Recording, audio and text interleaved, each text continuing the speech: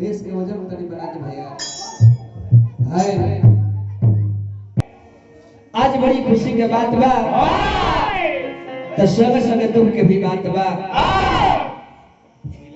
आज के हमरा जकार्ता मलिकार मैं कह जाना कतना तो है चुरा खींच देना हमरा टुनटुन भैया के ए मक्ता जी के अंतिम संस्कार में हमने सब छोट छोट कलाकार के कुछ गावे बजावे के मौका प्राप्त भई। तो हमने सब छोट छोट कलाकार के ई खुशी के बात बा आ दुख के बात ई बा जेकरा दरवाजा पर हमने गावत नहीं सुन आज माता जी नहीं थी आई मृतलोक के सच्चाई बा जे मृतलोक नगरी में आवेला ओकरा एक दिन जाए के पड़े। ये महाराज हब्बा के कहत रहे कि हम ना जाए ई आदमी का करी है चल जे तो फलहा बलहा के छी।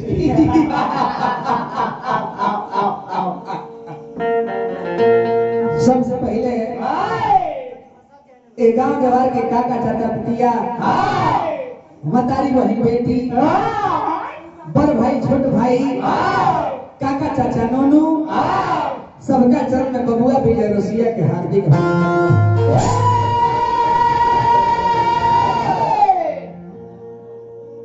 हमनी कोनो बड़ लजार ना हैसन बड़ कलाकार ना हैसन रौरे परिवार के अरे भाई हो भतीजा हो बबुआ हो अगर गान बजान के माध्यम से लड़का से कोनो प्रकार के त्रुटि गलती हो जाओ तो अपना परिवार के गोपालक समझ के क्षमा करो। गलती होई तब नु हनु आपके हो गए लगन बॉयल खोले बहुत जोड़ा के छोरी छुरिए वाला ना ऐसे जे गाड़ी चले तो एक्सीडेंट करे ले बोला जला तो गलती होला लड़का के काम हनदानी कई आ बड़ के बड़ हनदानी के क्षमा कई। ऐसे गीत संगीत के माध्यम से कोनो प्रकार की त्रुटि गलती हो जाए तो रउरे सभी बात समझ के अपना दरवाजा पर कोनो लम्हर कलाकार के बोलौले बानी ई जे गावता बजावता रउर मन बहलावता ई रउरे परिवार के छोट रउ लइका संगे संगे कुछ समझिया भाई लो साज बात पर समझ करता ए हाजी के हो ए भाई ठेका से समझ करता नहीं हमरा बड़ भैया मुकेश जी जिला सिवान बिहार से मुक्कू भाई अजय पांडे जी मंडली के प्रधान अनिल प्रधान जी ए टीम के सुपरस्टार झरवैया बाग एक्सप्रेस उर्फ बघावा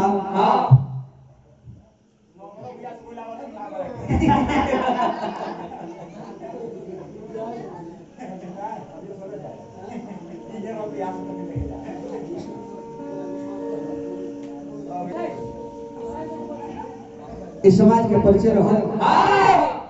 बेटी पर समझ करता नहीं बसंत बाबा जनाब बेचा खाना जाता बाजार जिला छपरा बिहार जय हो।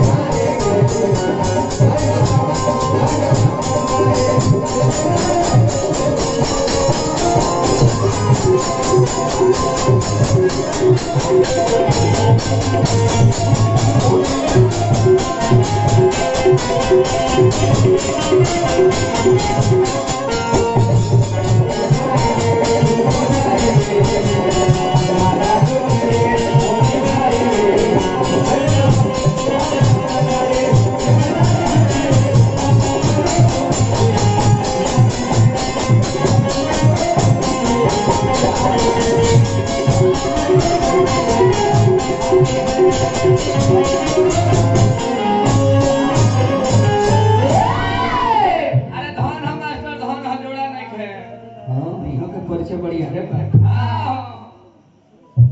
आई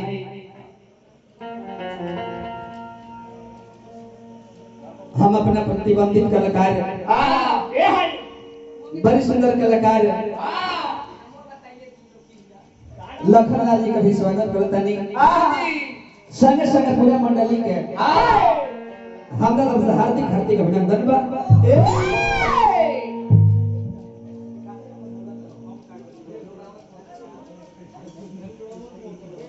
अब चली कार्यक्रम के प्रथम चरण में